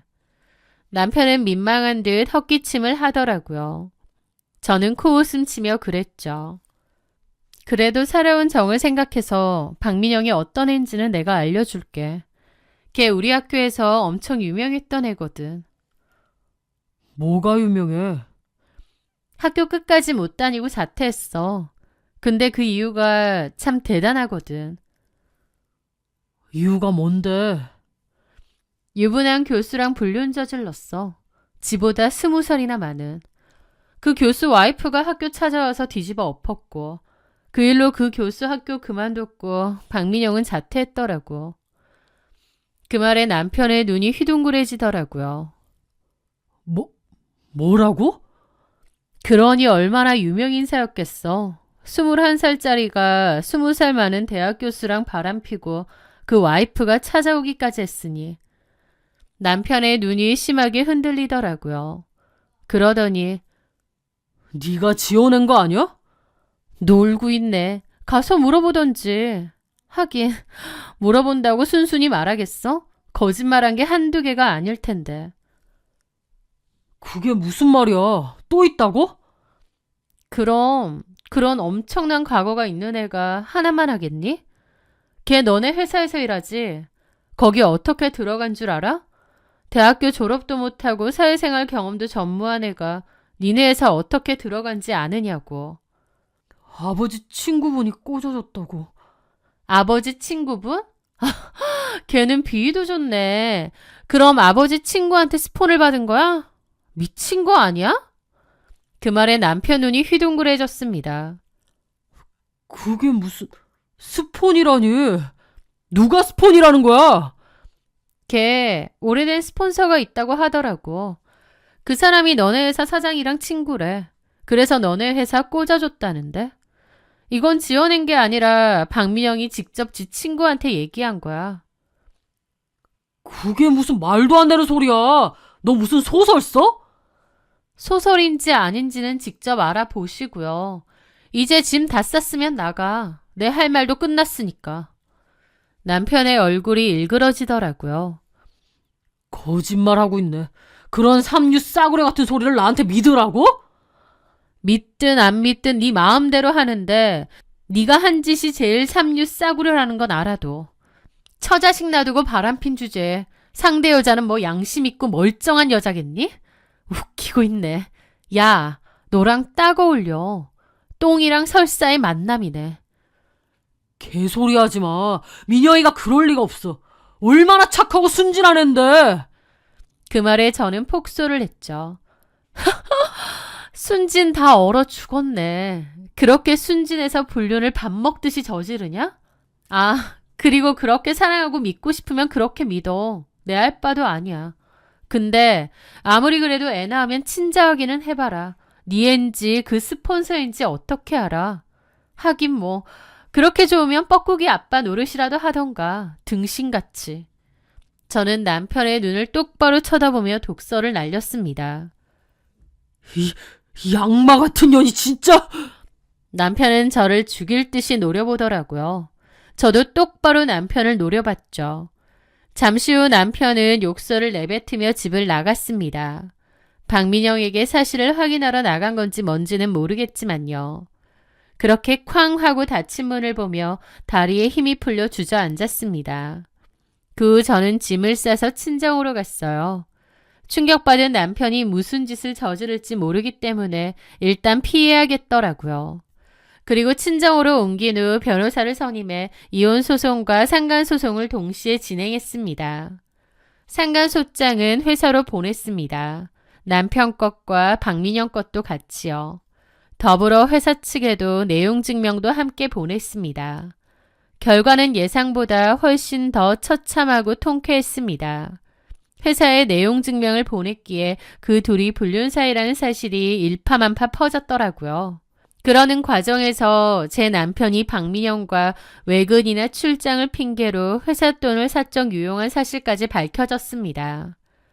회사는 본보기를 보이겠다며 남편을 횡령 혐의로 형사고소를 했다는데 사실 여기에는 박민영의 스폰서 입김도 있었던 것 같습니다.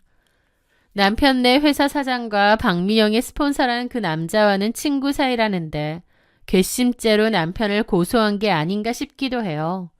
자기 첩이랑 바람났다 보니 용서할 수 없었겠죠. 그 남편도 박민영도 회사에서 나란히 잘렸다고 들었습니다.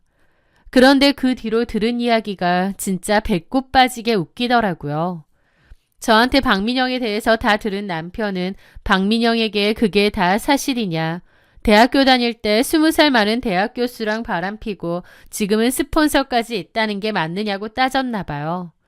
박민영은 됐고 그냥 헤어지자고 했고 둘은 길거리에서 개싸움을 벌이다가 얼마나 심하게 싸웠는지 경찰까지 출동했다고 하더군요. 그 일로 그 둘도 당연히 파탄이 났죠. 사랑하면 간이고 쓸개고 다 빼줄 수 있다던 전 남편놈. 그 정도로 좋아 죽겠으면 상간녀가 어떤 여자여도 사랑해야 되는 거 아닌가요? 그렇게 사랑 타령하더니 그 사랑 참 알량하고 가볍기도 하네요. 책임감도 없고 충동적이었던 전 남편놈은 결국 지발등 지가 찢고 나락으로 갔습니다. 제 아이 하림이는 2번째 수술 후에 건강하게 회복을 하고 있습니다. 아이의 가슴에 남은 수술 자국은 아픔의 흔적이 아니라 힘든 시간을 이겨낸 훈장이라고 생각해요. 그런 아이가 너무 기특하고요. 아빠라는 존재는 없지만 그 빈자리가 조금 더 느껴지지 않도록 제가 2배, 3배 더 사랑을 주고 튼튼하게 키울 겁니다. 아픈 자식 나몰라라 하고 파렴치한 거짓말까지 일삼았던 남편에게 내려진 벌. 쓰레기는 쓰레기장에 갖다 버렸으니 저는 이제 제 보석 같은 아들과 함께 꽃길만 걸어가렵니다. 제 긴 사연 들어주셔서 감사합니다.